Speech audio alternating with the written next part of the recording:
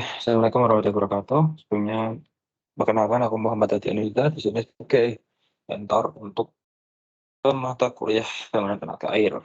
Mungkin langsung soalnya aja. Di sini ada soal untuk UTS, di mana soal pertama adalah kita membahas tentang apa saja yang mempengaruhi tentang pengembangan PLTA, terutama dari besarnya daya yang dihasilkan.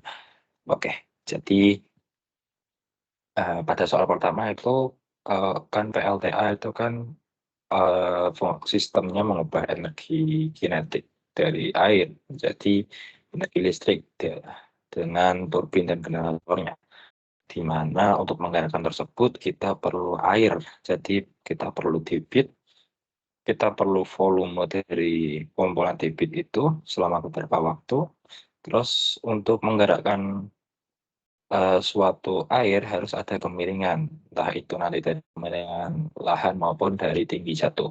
Jadi untuk rumusnya sendiri adalah energi sama dengan eta kali volume dikali gamma dikali dengan tinggi jatuh. Nah, di mana bisa dicermati di sini bahwa bisa dicermati di sini bahwa untuk uh, rumus Q sama dengan V per T artinya adalah Q berbanding lurus dengan V, artinya semakin besar nilai Q semakin besar nilai V-nya juga. Nah, berarti untuk V itu kita bisa ekivalenkan dengan nilai Q, ya, karena semakin besar nilai Q semakin besar nilai V, berarti ini bisa juga Q. Jadi semakin besar nilai Q dan H, maka akan semakin besar juga nilai energi yang dihasilkan. Nah, di mana H adalah tinggi jatuh dan Q adalah debit. Ya, jadi semakin besar debit atau semakin tinggi jatuhnya, maka energi yang dihasilkan pun semakin besar. Nah, untuk mendapatkan daya sesuai yang kita inginkan, kita harus merekayasa kondisi existing dengan cara membangun tampungan atau waduk, sehingga debitnya dapat kita atur dengan cara membuat reservoir atau bendungan, terus juga bisa kita atur ketinggian jatuhnya agar daya yang dihasilkan sesuai dengan uh, keinginan kita, ya, sesuai dengan kebutuhan. Oke, lanjut ke soal 2. Jadi soal dua adalah di mana kita suatu di mana kita disuruh cari kapasitas pembangkit, ya, kapasitas pembangkit. Nah, oke. Jadi untuk mencari kapasitas pembangkit itu rumusnya adalah P sama dengan eta dikali H. Jadi kita harus tahu H-nya dulu dan tahu Q-nya dulu. Nah, untuk menghitung itu kita perlu hitung H netonya. Tadi kan di soal disebutkan bahwa ada kehilangan energi di head sebesar 5%. Ya, jadi 100% dikurangi 5% dikali 35 meter. Hasilnya adalah 33,25 meter. Untuk H bersihnya.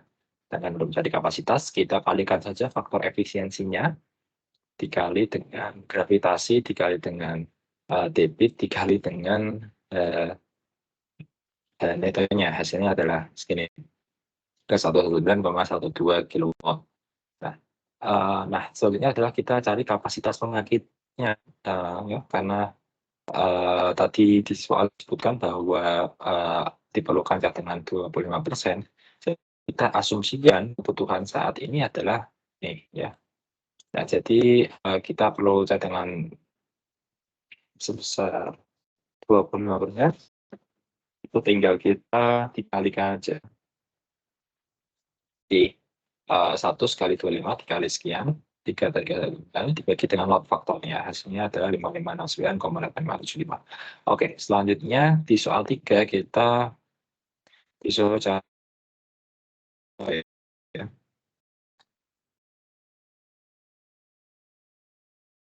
Kita disuruh cari kapasitas dan juga volume tampungan. Jadi kapasitas yang diperlukan adalah rumusnya sama, ya, rumusnya sama, tapi tadi di soal disebutkan bahwa kita hanya bisa menggunakan 65% dari debit awal. Berarti 65% dikali rata-rata debit, hasilnya 37, sekian, langsung dimasukkan ke debit yang dapat digunakan untuk kapasitas. Oke. Hasilnya ini 171,3438 kilowatt. Oke. Terus volume tampungan yang diperlukan kita pakai metode surplus defisit. Jadi metode surplus defisit itu adalah kita mengkonversikan dulu debitnya ke dalam volume. Jadi ini adalah kumulatif debit selama 1 bulan di bulan Januari. Jadi ini yang kasih contoh aja, di mana untuk debit pada bulan Januari adalah 99, berarti 99. Ini satunya meter kubik per detik, jadi kita kali 60. Ya, ini untuk jadi menit. Terus ini dikali 60 lagi. Ini jadi 1 jam, dikali 24. Ini jadi 1 hari, dikali 30. Ini jadi 1 bulan. Oke, jadi 1 bulan jelas gini. Dan dilanjutkan caranya sama. Nanti dijumlah. Oke, nah untuk kebutuhannya kita dapat dari debit rata-rata dikali dengan satuan waktu ini juga nanti dapat kebutuhan. Nah, terus kita bisa hitung surplus defisitnya, di mana surplus itu adalah ketika tampungannya itu melebihi kebutuhan yang diperlukan ya. Jadi ini kan lebih besar 107,80, tinggal dikurangi aja. Defisit itu adalah ketika volume tabungan kurang dari kebutuhannya, oke? Jadi ini bisa dilihat angkanya lebih kecil, itu masuknya di defisit. Nah, nanti setelah dijumlah hasilnya harus sama, ya. Dan ini adalah volume tabungan yang diperlukan. 480,816 dikali 10 × 6 meter kubik. Oke. Oke. Terus masuk ke soal 4. Soal 4 adalah jelaskan komponen dan fungsi suatu bendungan PLTA. Jadi komponen PLTA itu ada banyak ya. Ini. Ya, pertama ada reservoir untuk menampung air, kedua adalah bendungan untuk menahan laju air, ketiga adalah intake untuk penyadap dari reservoir, keempat adalah sentrep untuk mengendapkan sedimen. Kelima adalah headrest untuk transisi dari sentrep ke nantinya ke power hose. Nah, sebelum masuk ke power hose itu ada kolam penenang ya, digunakan untuk mengontrol perbedaan debit. Jadi biar debitnya sama di sebelum masuk ke dalam power hose. Itu adalah penstock ya, sama untuk mengalirkan ke turbin.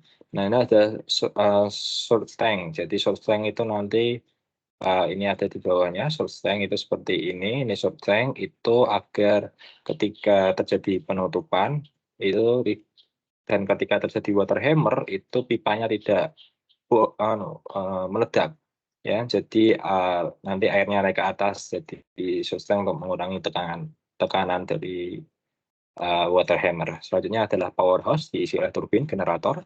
Biasanya draft dan tail race untuk saluran pembuang. Nah, selanjutnya adalah jelaskan jenis bendungan serta kelemahan dan kelebihan masing-masing. Nah, berdasarkan jenis konstruksinya itu bendungan ada dua, ya, bendungan konkret atau bendungan gravitasi dan juga bendungan urugan. Nah, untuk kelebihan dan kekurangannya bisa dibaca sendiri. Kelebihan beton adalah dia lebih kuat, terus memerlukan sedikit pemeliharaannya, keruntuhannya tidak terjadi secara tiba-tiba, terus kekurangannya adalah biaya awal cukup mahal, sedangkan untuk urugan adalah biaya awalnya lebih murah, ya. Tapi ketahanannya terhadap banjir kurang dan kemungkinan terjadi keruntuhan tiba-tiba. Nah, selanjutnya yaitu adalah jelaskan fungsi dari surge tank yang tadi untuk mengurangi efek water hammer, terus energi disipator yaitu untuk ini di outflow atau di tadi ya tail race itu mengurangi apa namanya gaya yang terjadi akibat limpahan air atau debit dari TLS tadi. Terus ada generator ya untuk memproses energi dari turbin. Oke, mungkin itu